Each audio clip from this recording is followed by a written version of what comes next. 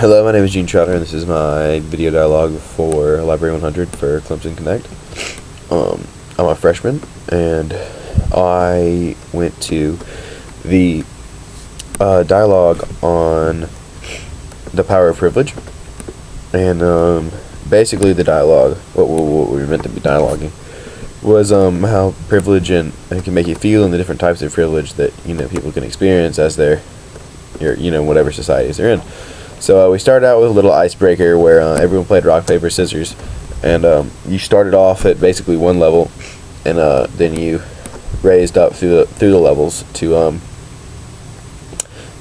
become the supreme ruler. And I guess the idea there was that the supreme ruler would somehow feel privileged or better than everyone else, but as it was, the participation was not very high, and so we were left with a bunch of people just kind of sitting down. So that didn't work so well.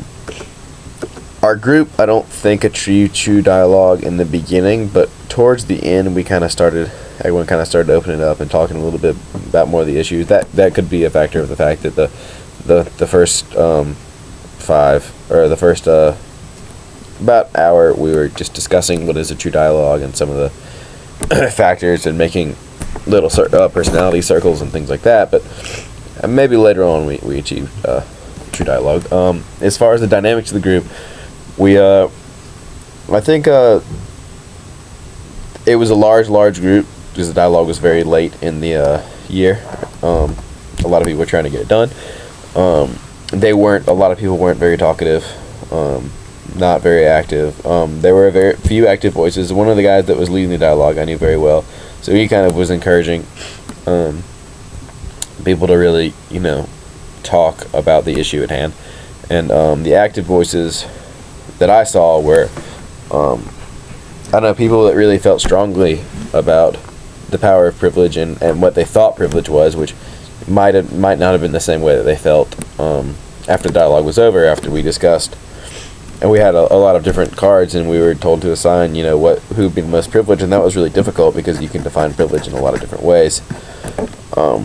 So I think it kind of shook everybody's perception of what was important in life, whether they be privileged to live in America, or they be privileged to be of a certain race, or to come from a certain family. So that was a pretty interesting dynamic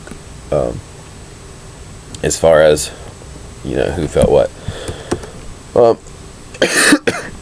In my group, I was pretty active at first, very set on the idea I had for privilege, but as I said, as it went on, I kind of started to realize, especially because most people put religion as their most important, the thing that influences them most is the thing that they feel most privileged about it, to be part of their religion. I wasn't the same. That's not what I put first, but being part of the dialogue, I think, kind of opened my eyes, made me realize that there's a lot of different things that can make you be privileged. There's a lot of different ways to be privileged, even if it doesn't seem like a privilege. And there's a lot of different ways to interpret it, and to interpret what privilege means. So, maybe a little bit different than what I'd started out with, but overall, I understand why dialogue is an important component of Library 100, or why it is a component of Library 100, rather. And why new students are made to do it. I don't know that I would agree with the statement that it's a important, or that is a useful tool in our university experience. I think it can be, but especially with mine, there were so many people in there. It was well structured, but it was just very difficult to get people to talk and interact. I felt like, even on things where we just had to read sections, I would end up reading 3, 4, 5 sections because no one else would just speak up. People knew that they were going to get by fine without, contributing to the dialogue, so they just sat back and relaxed and kind of got through it. So that kind of detracted from the experience, for me at least, and the dialogue being more influential, more impressive than it was. I don't know how it was in different groups, but especially in this one on privilege, I felt like the instructors were kind of at a loss, because no one really wanted to respond, no one wanted to really participate actively in the dialogue. So that was a little bit of a hindrance towards, I guess, a decent experience with the dialogues, or for me to see that it is or for me to really agree that it's a useful tool for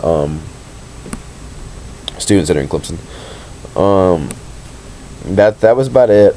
I don't think it ran over. I just think that maybe some incentive for people to participate in the dialogue and actually get a serious, conversation going, dialogue going at least, not argument or debate, but an actual serious dialogue going on the power of privilege with incentive would be something that we need to consider. Anyway, thank you very much.